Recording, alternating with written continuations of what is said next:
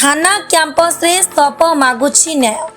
केन्द्रापड़ा जिला महाकालपड़ा ब्लॉक बारटांग पंचायत अंतर्गत बाहर सपड़ा ग्राम में घटिथिबा कुंभीर आक्रमण घटनार अति अभावनीय हृदय विदारक घटनार दृश्य देखा मिली।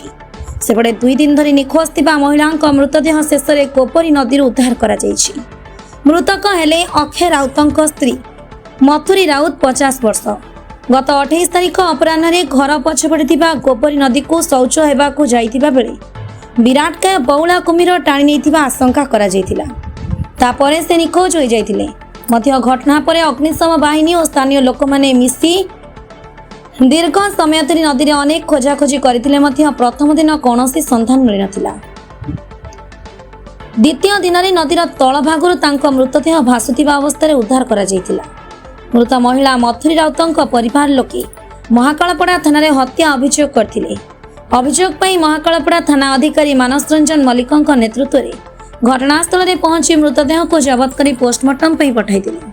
पर मथुरी मर शरीर पोस्टमार्टम हो आसला आंबुलांस रे मथुरी मर शरीर को नहीं परिवार लोक और साई पड़िशा समस्ते मिलमिशि महाकालपड़ा थाना रे कैंपस रे शव रखी परिवार लोकों को न्याय देबा पई होहल्ला करने सहित हत्याकारी को तुरंत अरेस्ट करंतु बोली थाना रे दाबी करथिले।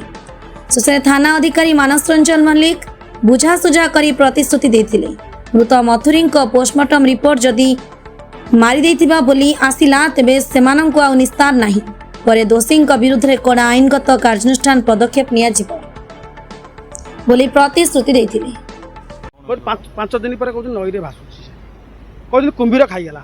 कुंभीर खाइला हाथ खाईदेव कि कान खाईदेव कि पाटी खाईदेव कि गोड़ खाईदेव कौन से खंडिया है ये ब्लड बाहर कान नाकुर ब्लड बाहर बुझिपारे कि तापर आम देखलु यहाँ देखला आम आप देखुन तो आम ये कर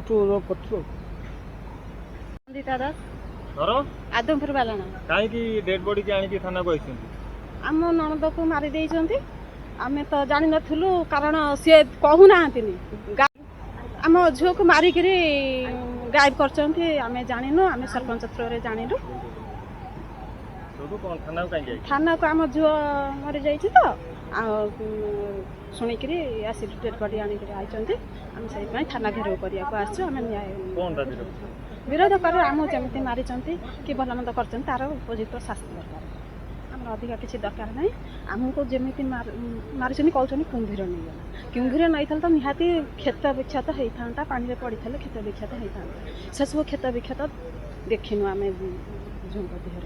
उर्मिला राउत कौन है कहीं थाना को आम नणद को से मारी नणद ना कौन मथुरी राउत किए मारी स्वामी मारी अक्षय राउत कहीं मारी सियाड़ू बाहर दिन तार निर्यातना दिए सी आसे घर को सब रुषिक जाए आम गाँव भद लोक भी जाती दरबार कर बुद्धि बाजी छाड़ी आसती 40 वर्ष 30 वर्ष भितर से मलानी नईकि आज डेला नईकि ये मारिक पोती थे आम जमी का 2-3 दिन चलिए लोक साई हाई सेमती काली बाहर कर आंक पछर बाहर कर नई कूल थुआई ओझे नईरू बाहर देख तार कि खंडिया है जदि न पानी पईला 4 दिन है तो चम था ना रूम था धीरे कि तार खुणा है थाना रे कोन करथुन किए आपण थाना कहीं आइछन आम आई आम नणद न्याय पे कौन न्याय पे से मारुची सियाड़ू मारी मारिक सब तार खाईगला लास्ट ताकू खाईगला न्याय देले आम छाड़ू न्याय नदेले छाड़ू ना